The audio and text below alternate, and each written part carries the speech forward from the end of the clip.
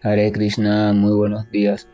Namao Vishnupadaya Krishna Prestaya Bhutale Srimate Bhaktivedanta Swaminiti Namine Namaste Saraswate Deve Gauravani Pracharine Nirvisesa Sunyavadi Pashatya Deshatarine Jaya Sri Krishna Chaitanya Prabhu Nityananda Sri Advaita Gadadhara Srivasadi Gaura Bhaktavrindam Hare Krishna, Krishna Krishna, Hare Hare, Hare Rama, Rama Rama, Hare Hare.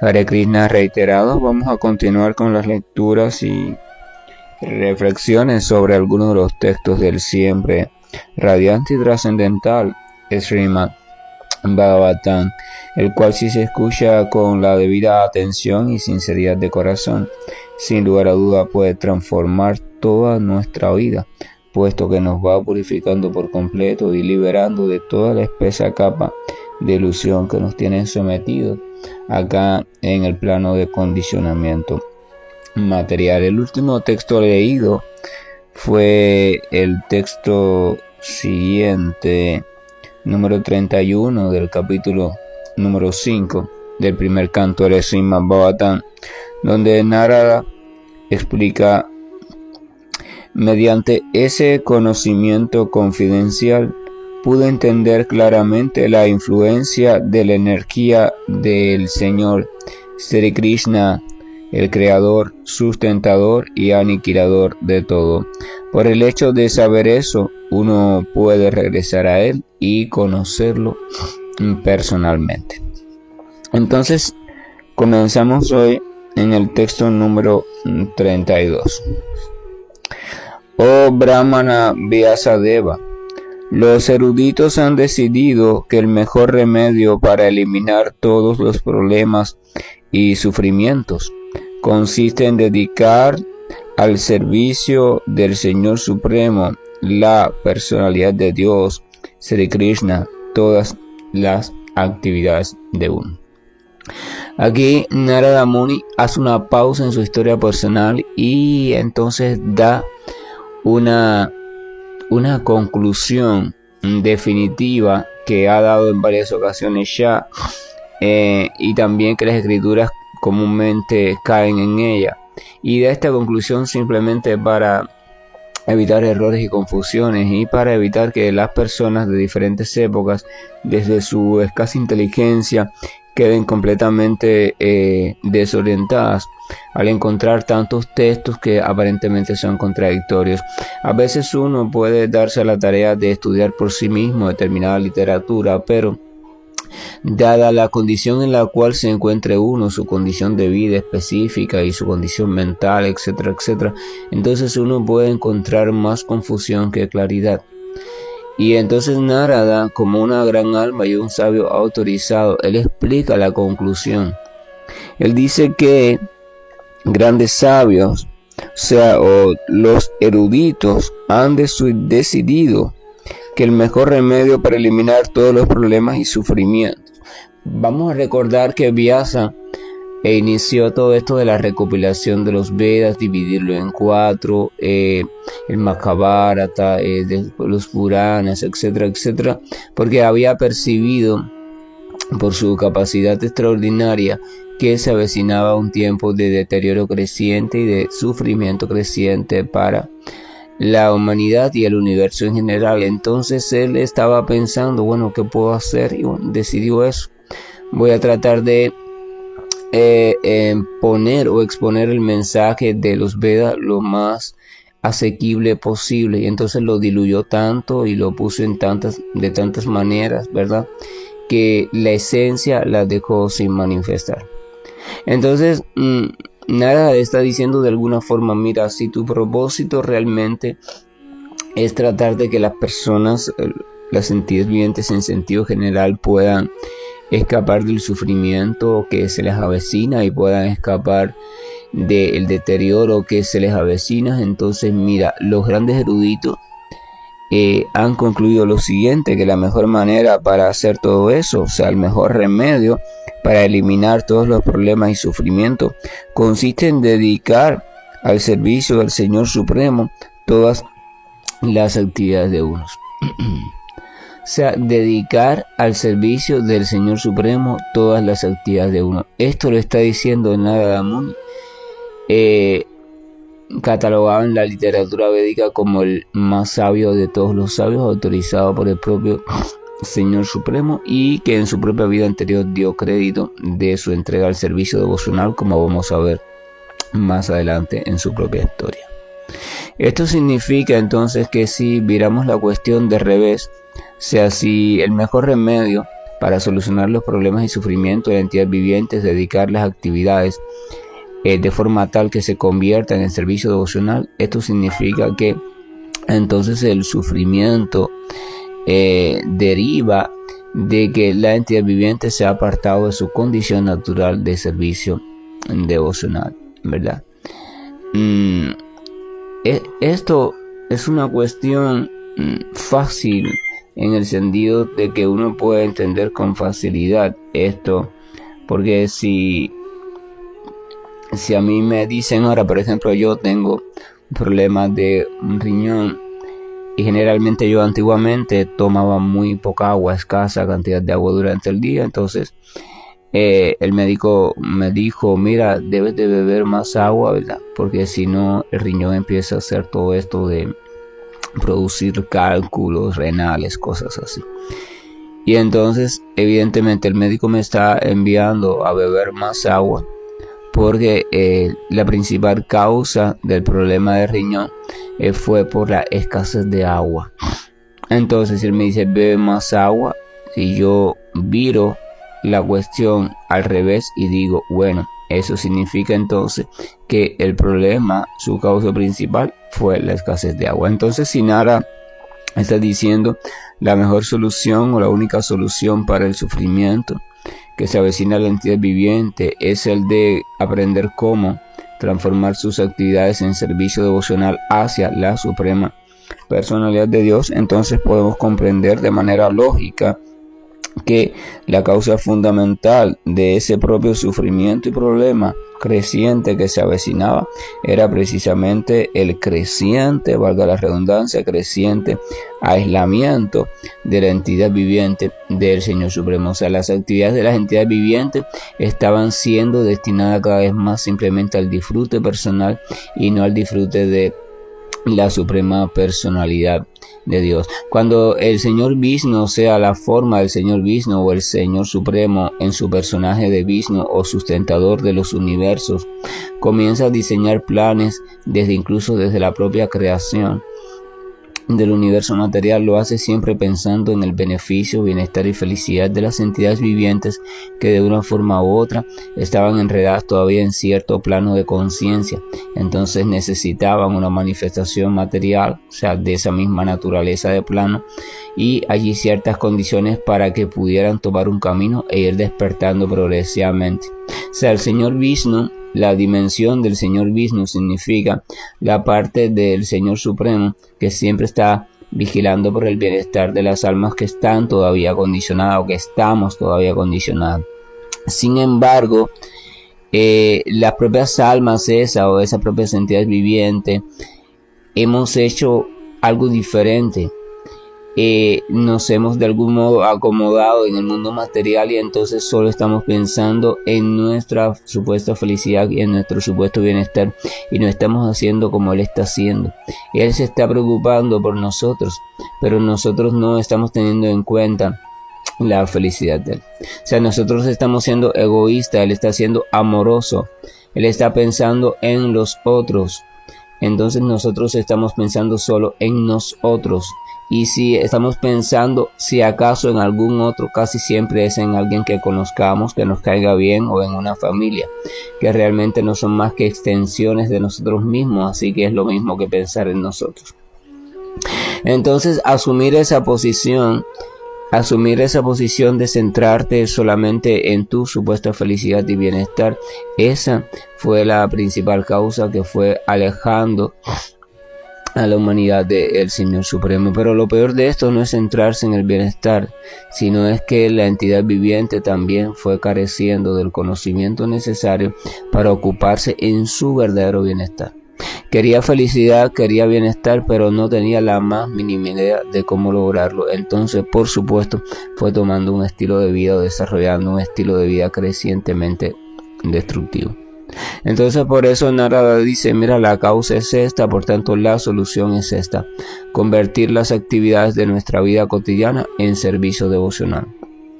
Juntar nuestro anhelado bienestar en este mundo con el bienestar espiritual o con el bienestar de la suprema personalidad de Dios. Que nuestro bienestar no sea diferente del propósito que tiene la suprema personalidad de Dios, porque a fin de cuentas el propósito de Él en la forma de Vishnu es nuestro bienestar. Entonces, si el propósito de Él es nuestro bienestar, ¿por qué tenemos que crear un plan diferente para nuestro bienestar? ¿Acaso ya no tiene Él un plan para nuestro bienestar? Entonces, lo más lógico, si Él es el más inteligente, si Él es el más poderoso, si Él es el más capacitado, si es incluso el más amoroso, si es que tenemos fe, por supuesto, y creemos eso, entonces, ¿no es acaso lo más lógico que pensar, sin duda, Él es superior a mí? Entonces su plan sin duda va a ser siempre superior a mi propio plan, diseñado desde la oscuridad, desde el apego, la lujuria. Entonces lo más inteligente no es tratar de adherirme, tratar de contribuir a su plan. Si uno se sienta a pensar con calma, uno va a llegar a esa conclusión, uno va a llegar a esa deducción. Entonces, ese es el camino. Entonces, eso es lo que está diciendo Narada, y es una cuestión completamente lógica. No llegamos a ella por nosotros mismos, por lo ofuscados que estamos, por lo hipnotizados que estamos con nuestras propias tonterías mentales y disfrutes tantos que supuestamente queremos tener. Porque estamos mirando hacia la oscuridad, estamos mirando hacia el espejismo que se refleja en el lago. En vez de mirar hacia la realidad, estamos mirando hacia el reflejo de ella. Y entonces cuando vienes a ver, te identificas tanto con el reflejo del lago que crees que esa es la realidad, y las cuestiones que se reflejan ahí empiezan a hacerte tan atractivas que vas a terminar por lanzarte al lago y ahogarte. Es lo que estamos haciendo, ahogándonos en el océano de la existencia material, correteando detrás de reflejos ilusorios que supuestamente son los que nos van a dar esa felicidad que andamos buscando. Entonces, vamos a ver que Narada está diciendo eso en base también a su experiencia personal y no por simple teoría. O sea, Narada está diciendo eso en base a su experiencia personal, porque en el texto anterior vemos que Narada dijo: mediante ese conocimiento confidencial pude entender claramente la influencia de la energía del Señor, y por el hecho de saber eso, uno puede regresar a Él y conocerlo personalmente. O sea, si el servicio devocional me permite eso, o sea, conocerlo personalmente y regresar a Él, entonces el servicio devocional me permite salir de todo este sueño de sufrimiento. Porque en el Señor en sí mismo, que es verdad absoluta, amor absoluto, bienestar absoluto, bienaventuranza, intercambio amoroso de servicio, no hay posibilidad de sufrimiento. No hay posibilidad de sufrimiento. Es literalmente imposible. Entonces, por tanto, regresar, o sea, restablecerse en la presencia del Señor Supremo de forma consciente y plena y de forma real, por lógica, es la solución definitiva para toda esa cuestión de conciencia de sufrimiento. A veces una persona podría pensar, pero bueno, fulano está colocado, fulano se colocó en esa postura y mira, sufrió esto, aquello, su cuerpo, qué sé yo. Hay que establecer una diferencia básica entre las cuestiones de los cambios en el cuerpo material o en la mente material y las cuestiones en los cambios del alma.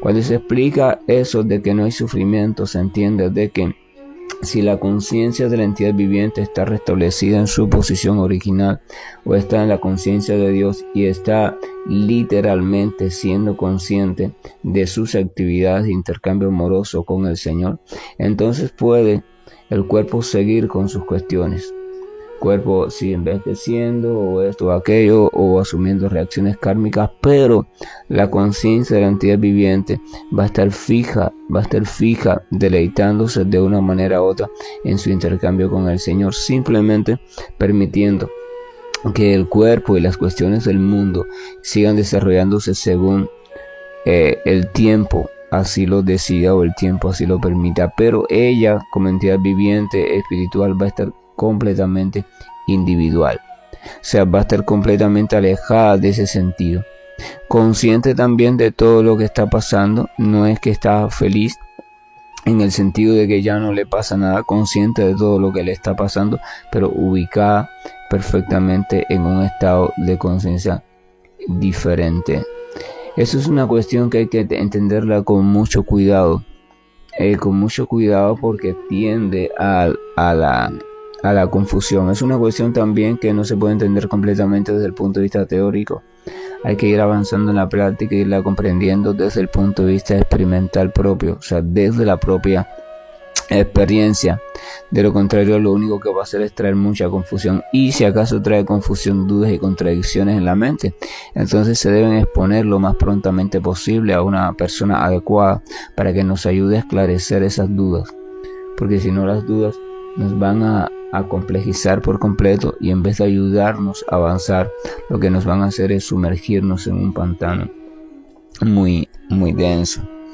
Entonces, en el texto número 33, el Señor, Narada continúa diciendo: oh buen alma, ¿acaso no es cierto que una cosa aplicada terapéuticamente cura una enfermedad que ella misma ha causado?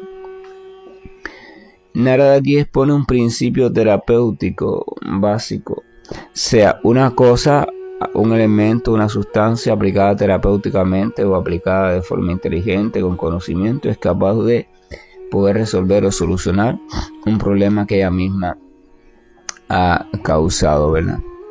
Prabhupada en sus comentarios habla, por ejemplo, que a veces la leche crea cierto problema a alguien en su sistema digestivo, y entonces se dice que algunos de esos problemas pueden ser curados mediante o mejorados mediante, por ejemplo, el propio yogur o el requesón. O sea, son productos lácteos, derivados lácteos, que a pesar de que están compuestos o se derivan de la propia leche, que es la causante del problema, aún así, debido a su transformación, muestran ciertas cualidades que al mismo tiempo son las necesarias para restablecer al sistema afectado de la afectación. Entonces, el mismo elemento aplicado terapéuticamente es capaz de solucionar el daño que ese elemento ha causado. Entonces, si damos un poco hacia atrás, en el verso anterior habla de transformar las actividades cotidianas en servicio devocional. O sea, si las propias actividades están siendo las causantes de tu cautiverio, entonces esas propias actividades, si tú las reenfocas, pueden ser también la solucionadora de este asunto del cautiverio. Por eso Nara dice: ¿acaso este principio no es cierto? Y le cita el principio de que un mismo elemento puede lo mismo destruirte como sanarte. Este es un principio importante que debemos de comprender también en la vida, para comprender realmente que en esencia ningún elemento es en sí mismo favorable o desfavorable, bueno o malo, sino que lo favorable o lo desfavorable, lo bueno o lo malo, está en el modo mediante el cual utilicemos ese elemento. Esta es la cuestión. Por eso las almas completamente liberadas no siguen ninguna regla. Por eso ellas no están sujetas, o sea, las siguen cuando están en sociedad, cuando están a la vista de otros, para servir de ejemplo para los neófitos. Pero en verdad ellas interiormente no están atadas a ninguna regla, porque ya en su corazón y mente no hay la más mínima impureza. Ellas reflejan puramente la esencia del plan de Dios. Por tanto, todo lo que venga a su mente y a su corazón va a ser directamente espiritual. Así que sus actividades van a estar siempre en el plano de conciencia de Krishna, o siempre en el plano de conciencia de Dios, donde no hay el más mínimo vestigio de oscuridad, o donde no hay el más mínimo vestigio de ilusión. Y ese aspecto es necesario comprenderlo muy bien, porque entonces vemos que esas mismas grandes almas pueden hacer una actividad que si la hace otra persona neófita todavía con muchas impurezas en su mente, lo que hace es enredarse, pero esa gran alma la hace y lejos de enredarse, lo que hace es que utiliza esa misma actividad que es fuente de enredos para otro, la utiliza como algo trascendental o algo para el servicio del Señor Supremo. Entonces uno no debe imitar, no debe tratar de imitar, no debe tratar de seguir la conducta de las grandes almas, porque uno debe comprenderse que está en una plataforma o plano de conciencia diferente. Recuerden que no se trata de la actividad, no se trata de lo aparentemente visible, se trata del plano de conciencia o de la estabilidad. ¿Dónde está mi corazón? ¿Dónde está mi mente?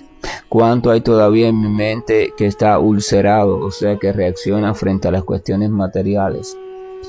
Las grandes almas iluminadas son estables frente a toda situación. ¿Qué significa esto? En su mente ya no hay ningún tipo de reflejo, ningún tipo de construcción compleja de tipo significativo material. O sea, ellos ven un color rojo y el color rojo es simplemente eso, un reflejo de una luz que es un aspecto, o sea, un fragmento del espectro cromático y que causa cierta sensación en el aparato óptico, simplemente eso. Pero una persona que haya tenido malas experiencias con algo rojo y no haya todavía sanado esas malas experiencias, o sea, que esté todavía condicionada o traumada por esa experiencia, cuando ve el color rojo, en su mente se activa una serie de temores, ansiedades, estrés, recuerdos, etcétera, etcétera. Eso se llama condicionamiento. Por tanto, esa persona ve el color rojo y se desordena, pero el sabio ve el color rojo y no sucede nada, ¿verdad? Esa persona ve que viene una tormenta que es eminente y están explicando que es muy fuerte y se desordena porque el significado de la tormenta, porque lo que dicen las noticias, porque mira las imágenes, porque esto, ¿verdad?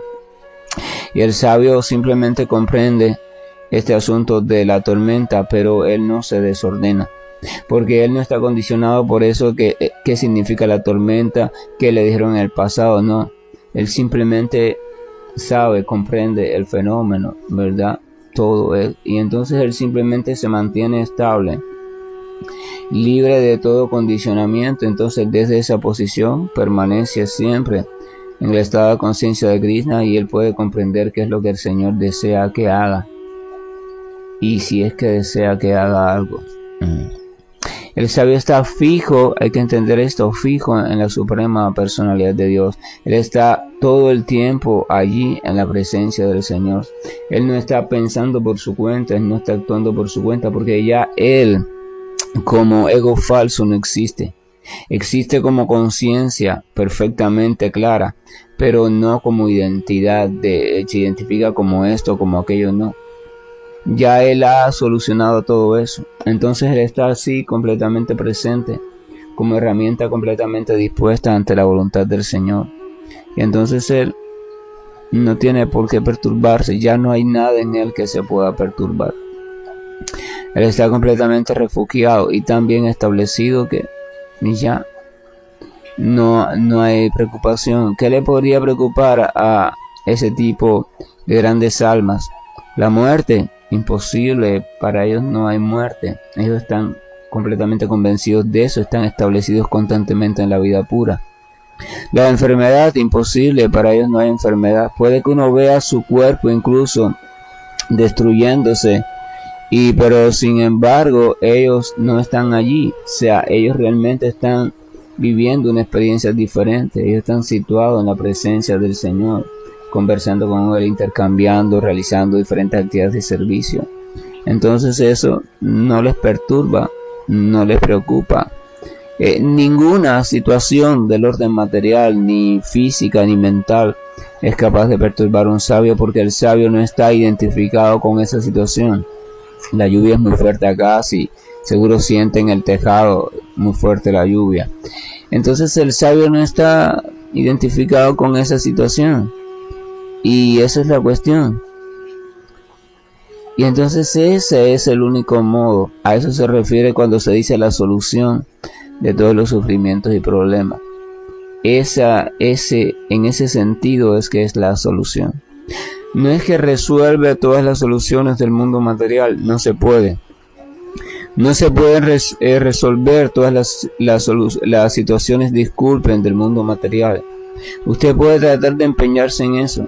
Usted puede tratar de darle comida a todos los pobres de la tierra, de darle medicamentos a todos los enfermos de la tierra. Usted puede tratar de tomar todas las medidas para ver si el cambio climático se mejora un poco. Puede tratar, pero no lo va a conseguir. No es posible.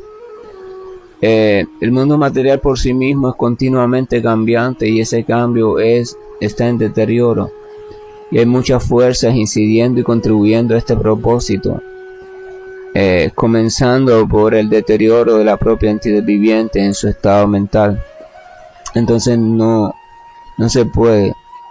El sufrimiento no se elimina directamente combatiendo el sufrimiento, ¿verdad? Así como un síntoma no se elimina combatiendo el síntoma. El pensamiento científico es el siguiente: ¿por qué está sucediendo esto? ¿Por qué estoy siendo vulnerable frente a tal fenómeno? Y entonces a eso uno debería dedicar su inteligencia y sus tiempos de meditación profunda, a tratar de comprender eso. Es el ejemplo de Vyasa, el ejemplo de Nara, es el ejemplo del propio Brahma. No sacaron conclusiones, ellos determinaron que no eran capaces de sacar una conclusión adecuada. ¿Y qué hicieron?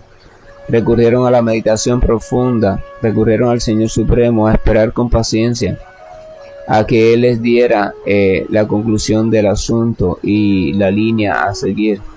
Esa es la postura en la modalidad de la bondad pura. Es una postura completamente siempre reflexiva, confiada en el Señor Supremo.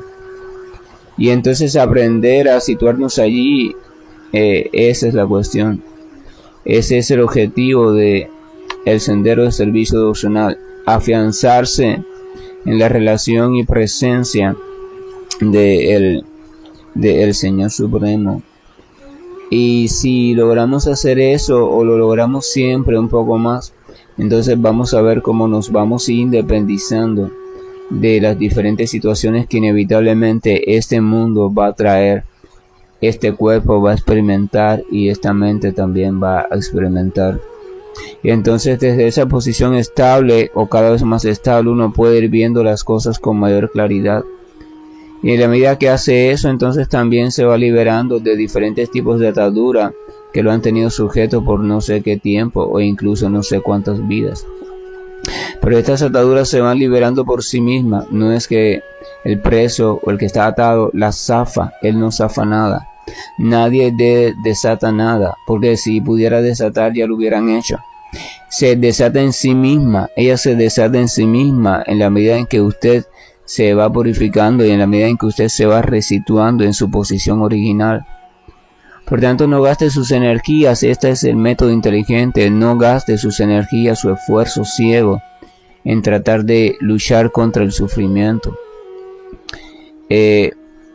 Vaya a la causa original, no a la causa anterior ni a la otra que parece la causa, a la causa de todas las causas.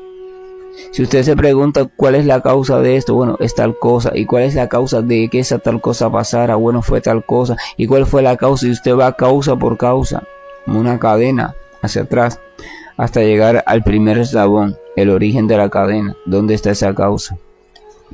Nuestras actividades tomaron un rumbo diferente a la satisfacción del Señor. No estamos actuando por amor, estamos actuando por conveniencia, por egoísmo. Actuar por amor significa intercambio amoroso, o sea, yo voy a actuar para hacer feliz a aquel que también está actuando para hacerme feliz a mí. Esa es la cuestión, eso es amor. Por tanto, relación amorosa con el Señor Supremo significa eso. Primero hay que comprender, por supuesto, que el Señor Supremo existe. Segundo, hay que comprender que el Señor Supremo es una persona, la persona suprema.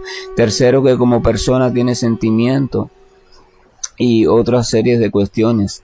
Cuarto, que esos sentimientos y otras series de cuestiones, una parte de ellos lo está enfocando en preocuparse por mí como entidad viviente que está dormida y está soñando. Quinto, lo está haciendo de forma completamente amorosa, no tiene que hacerlo. No hay ninguna ganancia, no hay ningún beneficio, yo no le puedo reportar nada. Simplemente lo hace por pleno amor. Entonces esto se supone que si yo comprendo eso, si yo todavía estoy un poquito lúcido, diga, wow, esa persona está haciendo tanto por mí y yo que estoy haciendo por ella, nada. Ella está intentando mostrarme el bienestar y yo estoy empeñado en seguir en el malestar. Entonces, ¿qué yo estoy haciendo para ella? ¿Qué yo estoy haciendo para ayudarle en su empeño? Entonces lo justo sería llegar a la séptima conclusión. Yo voy a hacer lo mismo para con ella, al menos por agradecimiento. Voy a tratar al menos de contribuir en su empeño de ayudarme. O voy a dar un paso superior. Voy a dedicarme a yo tributarle felicidad. ¿Cómo puedo yo hacer que ese que me ama tanto pueda sentirse bien con cada una de las actividades que yo realizo? Pero yo no sé cómo hacerlo, porque yo no lo conozco bien, no sé qué es lo que le da placer y qué es lo que no le da placer. Entonces ahí vienen los maestros espirituales, ahí vienen las grandes almas. Mientras que yo estoy nublado y mientras que yo conozca al Señor, ellos me van informando porque ellos son sus amigos íntimos, lo acompañan siempre. Entonces yo sigo esa información y ahí voy dando mis primeros pasos.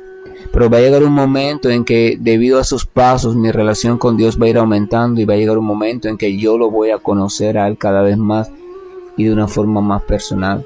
Y va a llegar un momento en que ya entonces por mí mismo voy a saber qué es lo que le agrada más y qué es lo que no le agrada, qué es lo que le aumenta su felicidad y qué es lo que simplemente no actúa sobre su felicidad. Entonces yo voy a tomar conducta ya por mí mismo. Pero ya para entonces voy a estar en la condición apropiada para hacerlo. No puedo tratar de tomar esa conducta antes de estar listo. Si en los principios yo trato de idear un plan para complacer al Señor, pero yo todavía no conozco al Señor, entonces ese plan se debe saber que no es un plan espiritual, sino que es un plan caprichoso de la mente, y por tanto no va a agradar para nada al Señor, ni siquiera va a llegar al plano del Señor. Entonces hay que comprender eso. No se trata de cuestión de yo pienso que si hago esto yo complazco, no. Usted tiene que conocer a la persona primero, conocer su situación, conocer sus cualidades y después entonces usted podrá decidir en virtud de la inteligencia y el amor qué es lo que le da más placer a esa persona. Entonces usted lo realiza. Usted va a visitar ahora a su sobrino. Usted no conoce a su sobrino tiene 3 años ya, pero vive en otro país, usted nunca lo ha visto, pero entonces usted quiere llegar de sorpresa y quiere llevarle un regalo. Usted podría decir, bueno, a mi hijo le gusta tal juguete, entonces yo voy a comprar ese juguete para mi sobrino que seguro le va a gustar. Eso se llama especulación mental y corre el riesgo de que no le guste. Puede que le guste, pero corre el riesgo de que no le guste. Si usted es inteligente, al menos le preguntaría a la madre de su sobrino, que es su hermana, o al padre, que es su hermano, como sea el caso. Oye, mira, yo quiero comprarle algo que al niño le guste. Dime por favor, tú que vives con él, tú que lo conoces, qué es lo que le gusta. Mira, al niño le gusta esto, aquello, y ya usted puede decidir. Esa persona que vive con el niño, llevando el caso a la espiritualidad, ese es el maestro espiritual. Esas son las grandes almas. Ojo, repito, importante, el maestro espiritual auténtico, la gran alma verdadera. No estoy hablando de marketing religioso, no estoy hablando de aquel que se ha tenido como un gran maestro, como un gran santo, no. Estoy hablando de aquel que lo sea en verdad. Hay que aprender a identificar eso. Esa cuestión es medular para su salud espiritual, porque si usted pone su camino espiritual en manos de alguien que es muy mediático o muy famoso desde el punto de vista del eslogan, maestro, esto y aquello, pero en verdad, en esencia, no está situado ante el Señor, entonces simplemente usted debe saber que su avance espiritual será completamente imposible. Más bien obtendrá desastre. Entonces esa temática es significativa y tenemos que tenerla en cuenta muy seriamente. Y no estoy disculpen si esto suena a reprimenda o algo así, no estoy regañando a nadie, pero es que simplemente cuando pienso en esta temática de la popularización de la falsedad de los guías espirituales, entonces esto a veces me da así cierta cosa, porque me da una especie de molestia, en el sentido en que digo, ¿cómo es posible que haya tanta gente engañando o tomando este asunto de la espiritualidad así a la ligera y desviando la humanidad? ¿Cómo es posible que esto esté pasando y no se dan cuenta? Entonces eso me da molestia. Me da molestia porque significa que un gran número de los seres humanos que podrían en este momento estar caminando en una ruta segura están tomando trayectos completamente inseguros, mal guiados. Y en vez de ir entonces hacia su liberación creciente, están yendo hacia su creciente perdición. Y eso duele a veces. Entonces uno se molesta, ¿por qué hacen eso? ¿Por qué están haciendo eso con tantos miles y miles de personas? ¿Por qué? Por el gusto de ser famoso, por el gusto de ser mediático, por el gusto de... No hay justificación. De todas formas, son simplemente temas para meditar. Todos tenemos una porción de libertad, por tanto hay que meditar y después decidir qué es lo que cada cual quiere decidir. Lo cierto es que Narada está diciendo un principio conclusivo. Narada está diciendo que la única forma, el único remedio definitivo para eliminar todos los problemas y sufrimiento consiste en el cambiar las actividades de dirección. No lo podemos hacer a ciegas. Analicemos nuestras actividades o pidamos ayuda a alguien y analicemos poco a poco, y es un proceso, e ir reorientando.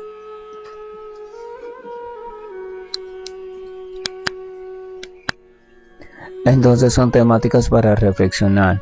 Que la gracia y el amor de nuestro Señor nos acompañe, porque necesitamos la suficiente estabilidad para mirar con calma todo este asunto de nuestra propia vida, porque tenemos que ir mirando y tenemos que ir descubriendo cómo esto se aplica de manera práctica, porque la ciencia espiritual y las cuestiones de las enseñanzas de los grandes sabios no son cosas teóricas, son cosas para que los apliquemos en nuestra vida práctica y podemos descubrir por nosotros mismos siempre, claro, con una buena ayuda, con una buena guía, realmente cuál es el sentido, el problema fundamental, y podamos también vislumbrar su única y verdadera solución, y por supuesto podamos ser capaces de ponerla en práctica. Hare Krishna, buen día, y estoy finalizando la llamada.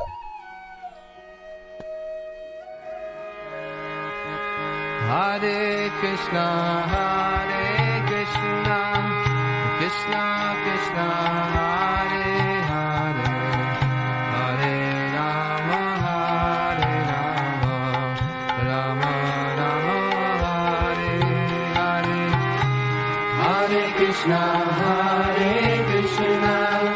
Krishna Krishna, Hare Hare, Hare Rama, Rama Rama, Hare Hare. Hare Krishna, Krishna Krishna, Hare Hare, Hare Rama, Rama Rama, Hare Hare. Hare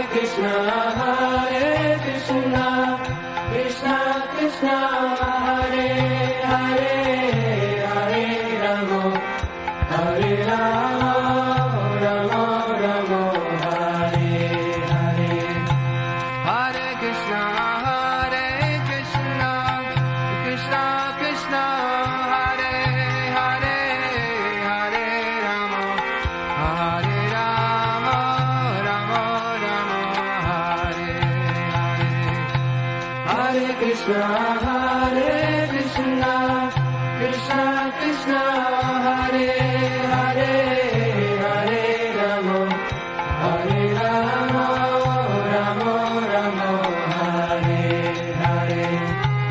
Hare Krishna, Krishna Krishna, Hare Hare, Hare Rama, Hare Rama, Rama Rama, Hare Hare.